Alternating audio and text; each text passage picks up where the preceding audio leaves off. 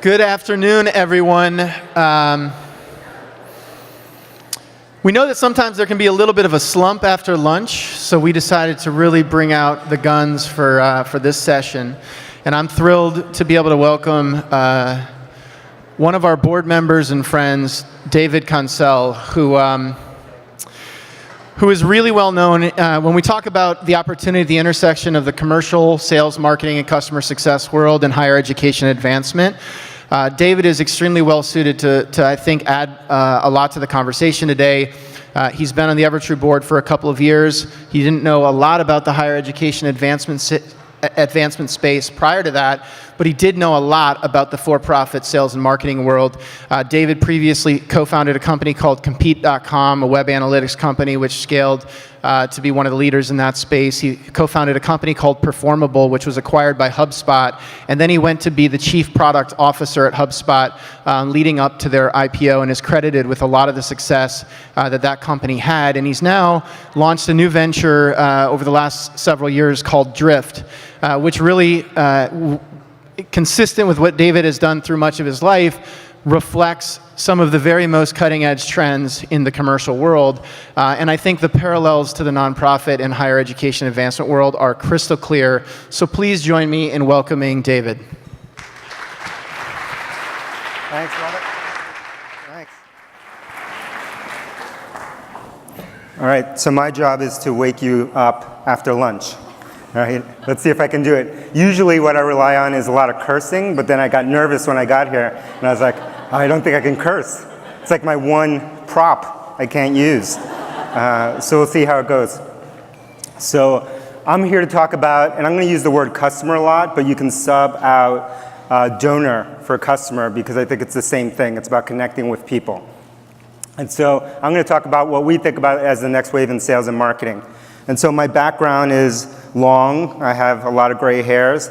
And just sum it up, like I spent the last 10 years building marketing and sales software, which when I came onto the Evertrue board, I thought was like totally unrelated to like what Evertrue does. And then I looked at the software and I'm like, oh wow, this is exactly the same thing, right?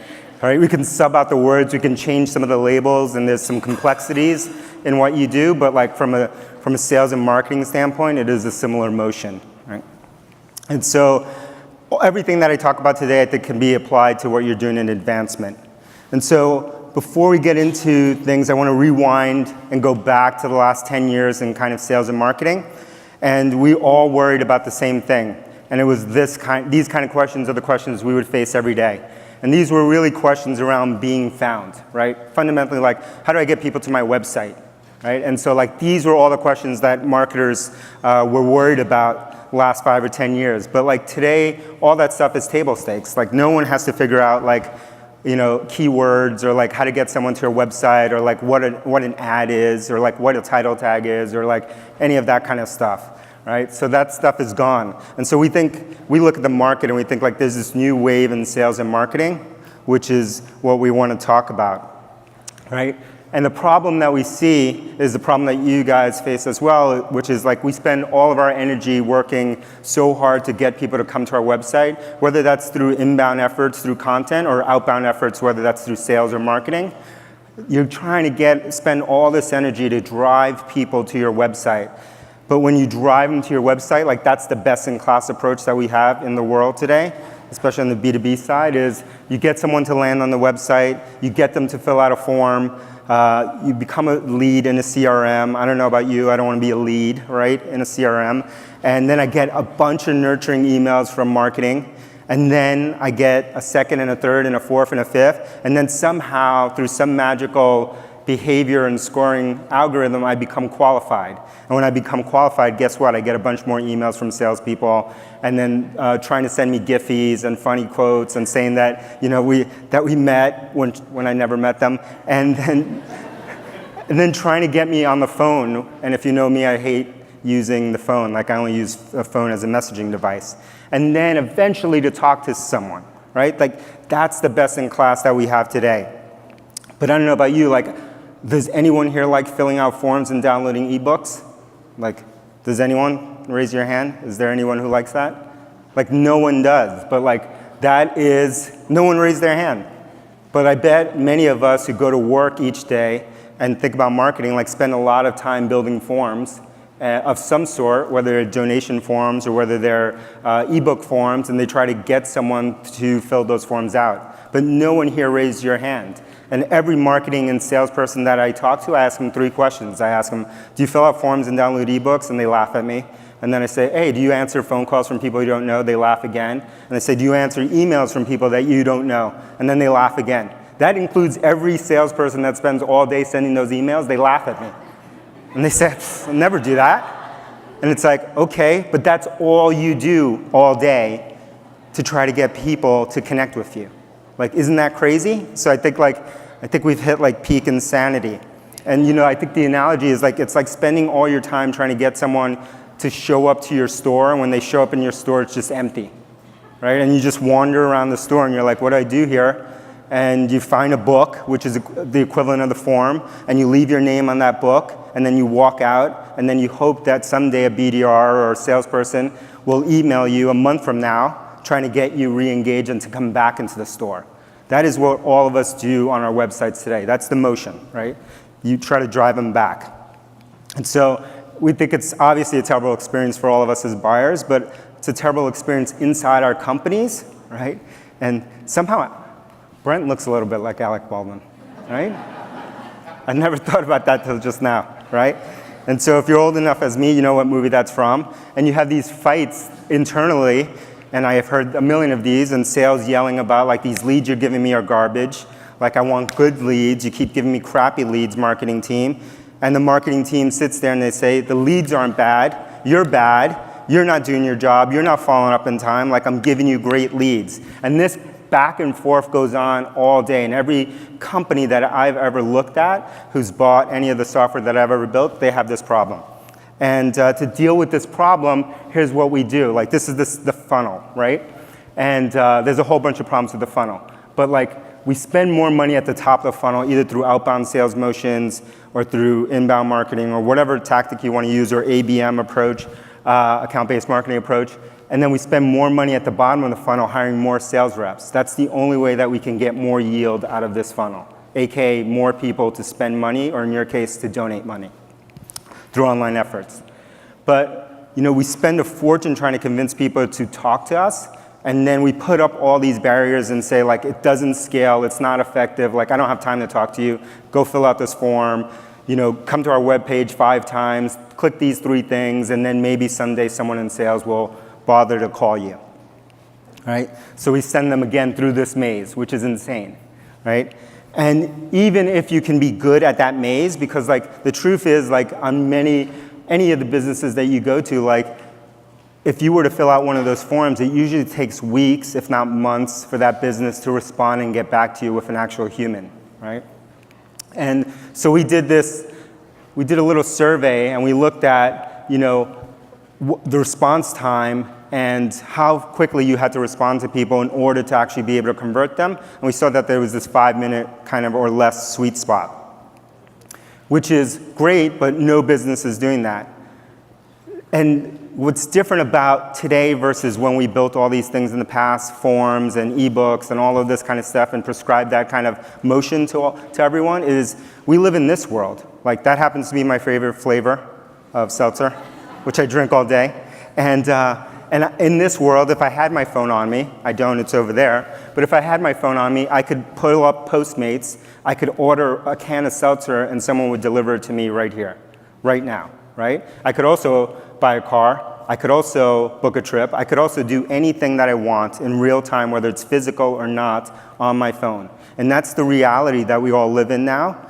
And then we still have websites that say, hey, do you want to leave your state to our college? Here's a phone number. Call this phone number. Like, and who do I call? I don't know who I call. Also, if you don't get anyone on the phone, go fill out this form and maybe we'll get back to you, right? When I could buy a plane on my phone right now, right? I could definitely buy a can of seltzer on my phone and have it delivered right here. So there's this mismatch in the way that we're all living and what we think is reality now versus what we're prescribing with our websites right now, which is what you all need to fix, right? And we all need to fix. That's what the mission we're on. And so to me, it's the equivalent of getting all this attention, driving us all this attention, and then putting up gates and having people wait. And instead of evolving, again, we keep doubling down on forums, more calls, and more emails, even though everyone that does those things doesn't think that they work, right? And so I think something's going to break, and that's what we're focused on. And what we're trying to do is kind of rethink marketing and sales. And if you're really, really, really old, like me, you would know where this is from, right? That's a famous commercial. It's from 1984. It was an Apple commercial, right? And so no one's old here, but just me. All right, like no one. I have one person. Smashes the glass. Two. There's only two. There's three of us. Four. Okay, there's only 4 old people here. Sorry. Who knows what this is? Go look this up on Wikipedia afterwards. 1984 Apple campaign, and it was about going after Microsoft and going after the machine and making a paradigm shift, right? And so what we did in our own business and what we help other people do is we ditched the form, right? And we started to focus on people, right? And we started to build the experience for people around conversations, which is what we all do, right? And that's why we began this journey. I built a lot of marketing and sales software, and I started to look at one of the most important things you can do in marketing is look at where attention is shifting, right? That is where you need to shift to. And most of us as marketers like to double down on techniques that are perfectly measurable. But once a technique is perfectly measurable, the efficiency is drawn out of that. And so the arbitrage in that channel has probably gone away, right? By definition, like if it's perfectly measurable and someone can get yield out of that, they're going to pour more money than you can pour into that channel, and the arbitrage opportunity is gone. And marketing, I'm not sure if you know, marketing is about arbitrage, right? It is about this arbitrage thing, using unconventional means in order to have these huge return on investment. And so you need to double down on things that are not as easy to measure, because that's where you have the arbitrage opportunity. And we saw that in messaging, right? Because we looked at what do we all spend our time doing, right? We all have phones on us, and most of the time we spend messaging people or through one of many apps or watching videos, right? But when I ask most marketers, like, what are you doing with video? They say nothing, right? Like I ask people, like, name 5 brands that are amazing at video. No one can name 5 brands, right? But that's all attention is moved there. And it's been hard to really focus on that area because it's a broadcast mechanism and you needed high production value. But now with stories, Instagram stories, Facebook stories, WhatsApp stories, whatever, Snapchat stories, like that's a mechanism that you can start to use. The other mechanism you can start to use is messaging, because that's the new normal. And my daughter is 12 years old. My daughter does not know the difference or cares about the difference when communicating to a company or a brand or a person. To her, those are the same things. Guys like me think like, oh, those are 2 different things. There's business me and then there's professional me, right? There's business and personal me, I should say. But the rest of the world doesn't think that way anymore. And so we need to shift. So billions of people, like I said, are using messaging, right? And yet many of us are doing this. Head is still in the sand, and we're going to double down. Let's get some more forums, more phone calls, more emails, right? And when no one responds to it. And we're all tired of this. I don't know how many of you get this. Like, I actually don't read email anymore. You have to text me to get me, because it ends up looking like this. And so I just gave up on email. And so to illustrate this problem, we did this survey, which you can find online. And we looked at SaaS companies, which I know is different than what you all do, but it's the same thing. And what we saw was we went to 500 and some odd SaaS websites, the top businesses in the world, and we filled out whatever form that they had that said, I want a demo of your software or your service, or I want to talk to a salesperson. Whatever they had, it was a form in all cases, we filled it out. And what we ended up doing was trying to measure how long it took for them to respond to us. And what we saw was 7% of those companies responded within 5 minutes, and most of those responses were auto emails. And then 240 companies, right, 55%, took 5+ days. Most of them actually never replied. So I went to their website, and we filled out their information, said, I want to talk to a salesperson, please, because I want to buy your software. 55% of them never responded, right? That seems broken, right? So what are we supposed to do like with this in 2017? We think about this notion of adding a new net. And this happens to be Evertrue's website here. So if you go to Evertrue, you'll see an example of this. And on the left, you see that they have the old net, which is a form. And a net is, right, you're driving people into your funnel, onto your website, and you're trying to convert them to do something. In your case, donate money. Or in Evertrue's case, buy some software. And that's the only net you have. And we say, let's add a second net that tries to capture that intent and get that routed directly to a person.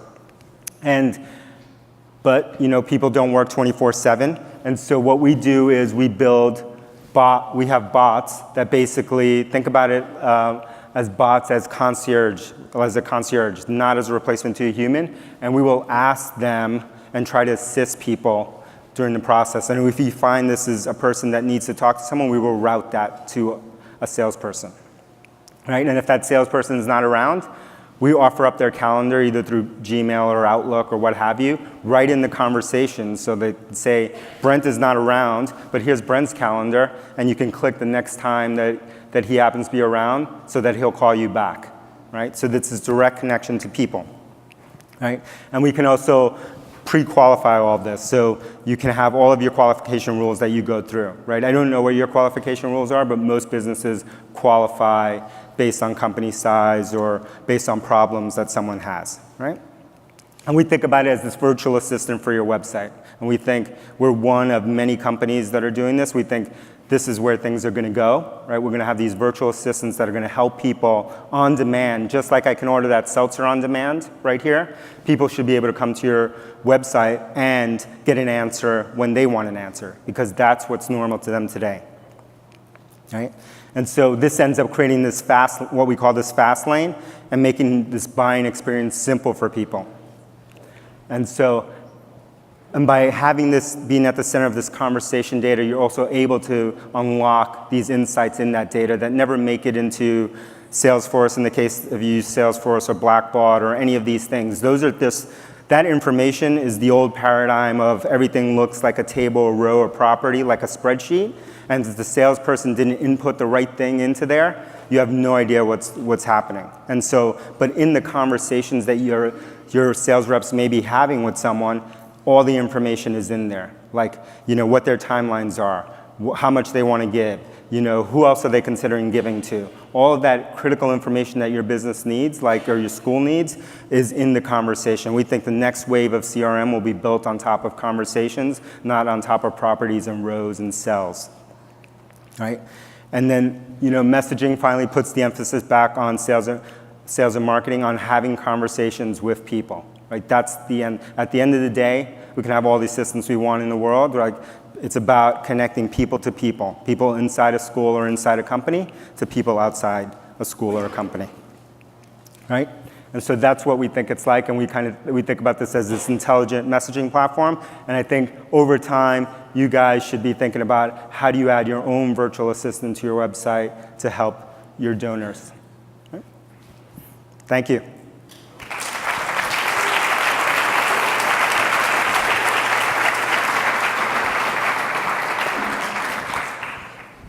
Hey, curious about what kind of conversion rate or what are the kind of metrics of success that your DriftBot has been able to illustrate in terms of capturing leads? Yeah. Sorry to call them leads, but you know what I mean. Yeah.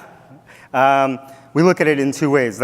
For our customers, what we do is we expand the amount of people that they can capture in the funnel. So we widen the top of the funnel. So that's one metric we look at.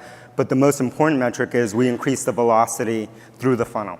And why we do that is pretty simple, right? If you think of your traditional marketing sales funnel, at the top of the funnel you have a visitor, you convert them into a marketing qualified lead, an MQL, then you pass them on to sales and they become a sales qualified lead, then a sales accepted lead, then an opportunity, et cetera, right? And hopefully they become a conversion or a customer.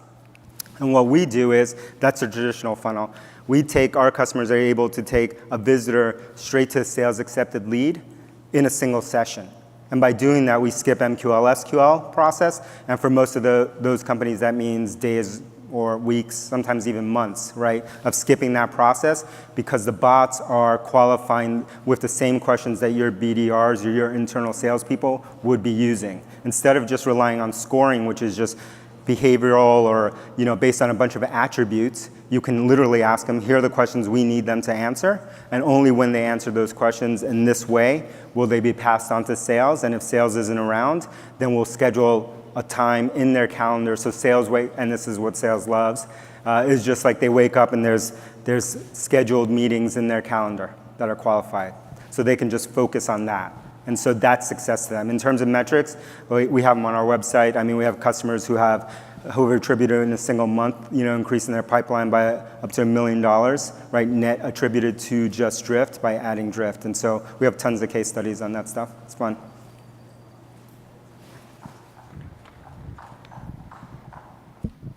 So beyond sales and marketing, what about support? So we've been talking a lot about volunteers today. Yep. Mm-hmm. Have you thought about it, or could you see application when a volunteer or an alum contacts? Yep. And one of the challenges and inefficiencies we have is routing Yep. that alum to the right knowledge worker. Absolutely. Yeah. And so I glazed over that, but most of what we do has to do with routing, right? Because the last thing a salesperson wants to do is deal with a support issue or a non-qualified person. That's when it ends. Like the first day that a salesperson gets a non-qualified person, it's game over, as we all know. And so a lot of what we're doing is based on routing, right? Based on either named accounts or named schools or attributes or firmographics or all of that stuff. But one of the key things that we do is, for the support issue, is that we integrate into existing knowledge-based software that you have today. And then the bot will use that to try to answer questions that a non-sales person may have. So an existing customer or just a support issue, and they try to self-serve that person. If they eventually can't, then they will route that to support, to the right person in support. So, but that's critical. Thanks. Does anybody here have experience with planned giving? Raise them high if you do. Like, this is the area that I kind of did a little miniature version of David's test where I just Googled will my estate to insert your college, just to sort of compare the experience. And that's like the fact that people are getting personalized communications to buy seltzer or like register for our conference, which in the grand scheme of things isn't that important. Whereas if somebody's like navigating the site about giving their estate to your school and we're not hitting them with something like this, that's way, way more important. Mm-hmm. So David, this must be like super expensive to get going.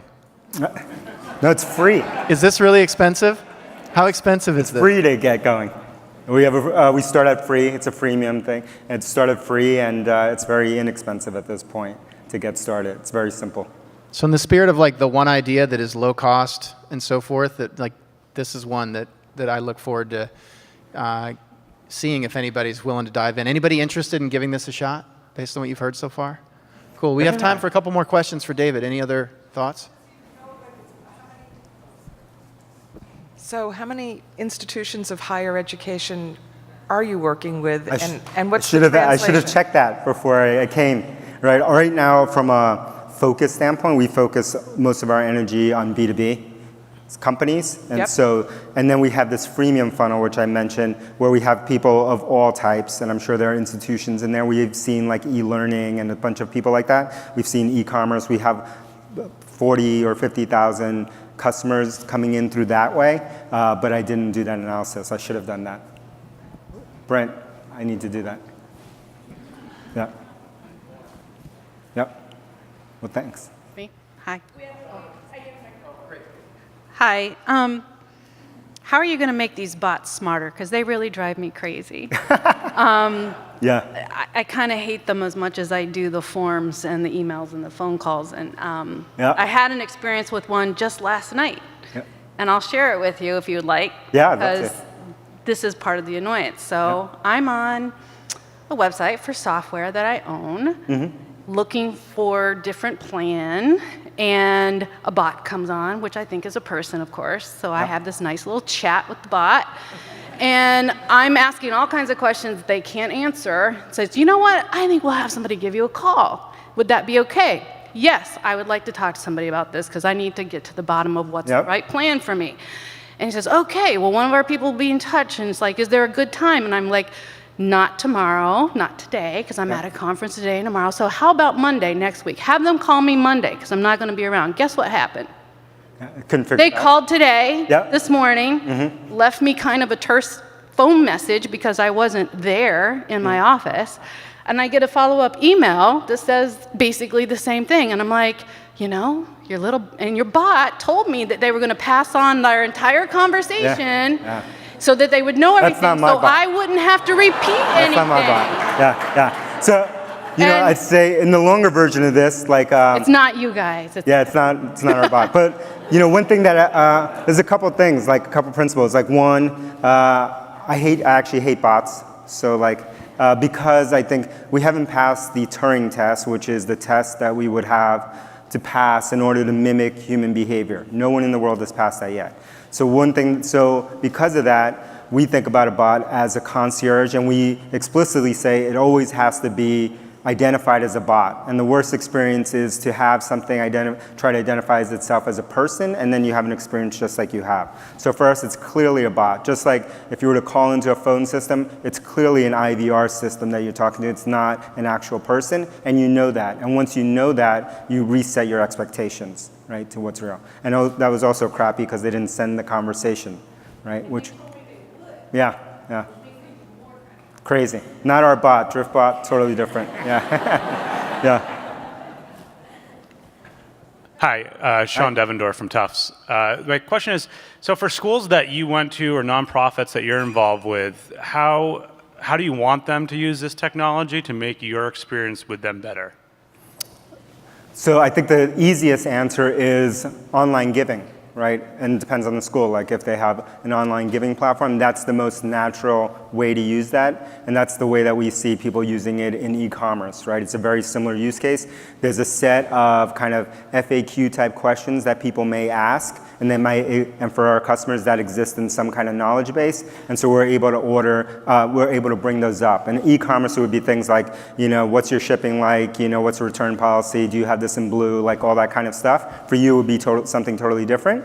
But if that lives in some repository like that, you can go through that without having any salespeople involved in the motion, right? And have this kind of a single player mode where you can help people through the donation process and answer their questions. So that's how I would prescribe it. I would start there, start small, and see if it works for you. No mas. Thank you. Thanks, dude. Thanks.